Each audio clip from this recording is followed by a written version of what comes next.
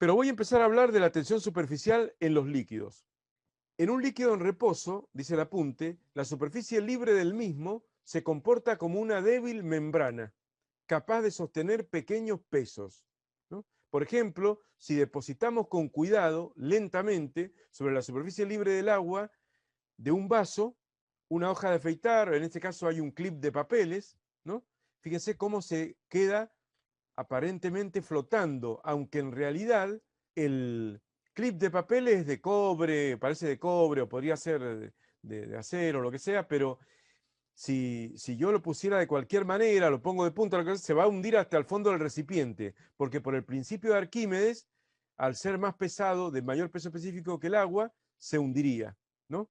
Pero acá vemos que no se hunde y flota sobre la superficie libre del líquido del agua del vaso. Y acá tenemos un mosquito posado sobre un espejo de agua. Fíjense, se ven los árboles ahí reflejados. En un espejo de agua está posado el mosquito. Fíjense cómo está apoyado con las patitas ahí y se nota cómo está deformada la superficie libre del agua, donde termina el agua y empieza el líquido, el aire, termina el líquido y empieza el aire, y uno dice, mirá lo que estudia lo físico, ¿a quién se le ocurre estudiar lo que pasa justo en el límite entre el aire y el líquido?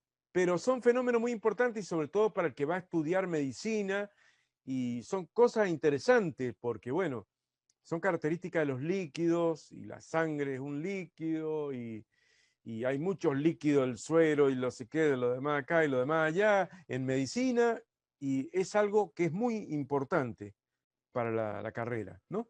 Entonces, conocer estas particularidades del agua.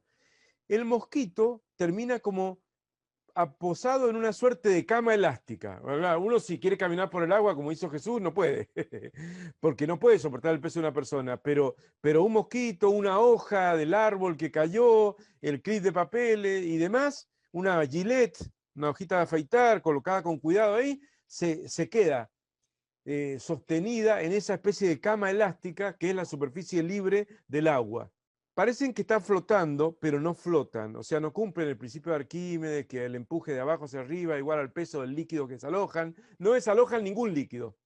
No deberían hacer esto, ya que el metal que los compone es más denso que el agua. Deberían hundirse. Bueno, y el mosquito debería hundirse y probablemente no se hunde, ¿cierto? Por el principio de Arquímedes deberían hundirse hasta el fondo del recipiente, cosa que sin duda harán si se los arroja bruscamente al agua. Pero al depositarlos con cuidado quedan sostenidos o soportados por la membrana que se forma en la superficie de contacto. Por esta misma razón, los insectos pueden posarse sobre el agua soportados por la tensión superficial de la misma. ¿Por qué ocurre esto? Por la presencia de fuerzas intermoleculares que aparecen en la materia. Las fuerzas intermoleculares son las fuerzas que se atraen, con las cuales se atraen las moléculas entre sí. Una molécula con otra molécula es intermolecular. En cambio, adentro de una molécula hay fuerzas intramoleculares. No importa, son palabritas que no son tan importantes, pero en este caso estamos hablando de las fuerzas intermoleculares. O sea, fíjense, acá está representado unas moléculas de agua, H2O, o hidrógeno, hidrógeno, oxígeno. Una molécula y otra molécula y otra molécula y otra molécula. 4 moléculas de agua. En rojo los átomos de oxígeno, en gris lo de hidrógeno, no importa.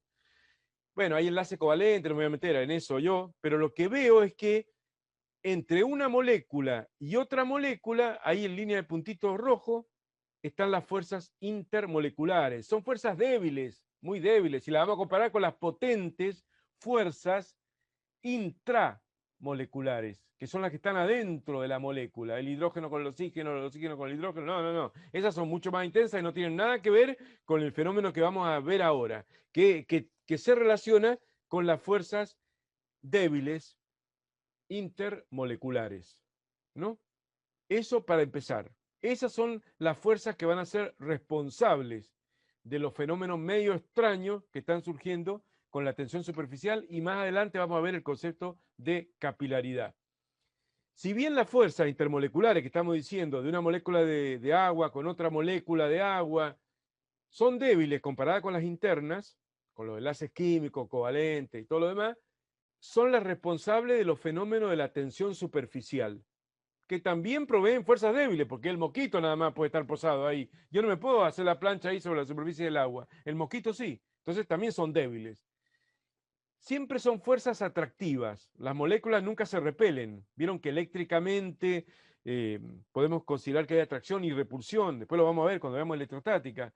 Las moléculas, las cargas eléctricas de igual signo se repelen, de distintos signos se atraen, no importa. Pero las fuerzas intermoleculares, molécula con molécula, molécula con molécula, esta que está mostrada acá, que son débiles y todo lo que quieran, ¿cierto? Son siempre atractivas y nunca repulsivas, ¿no? Bueno, en este caso las intramoleculares tampoco son repulsivas, pero bueno, no sé, no me quiero poner a ver más, pero son fuerzas más intensas que mantienen unida la molécula. ¿Mm? Desarmar la molécula no es tan fácil, ¿no? Habrá que haber una reacción química, no sé.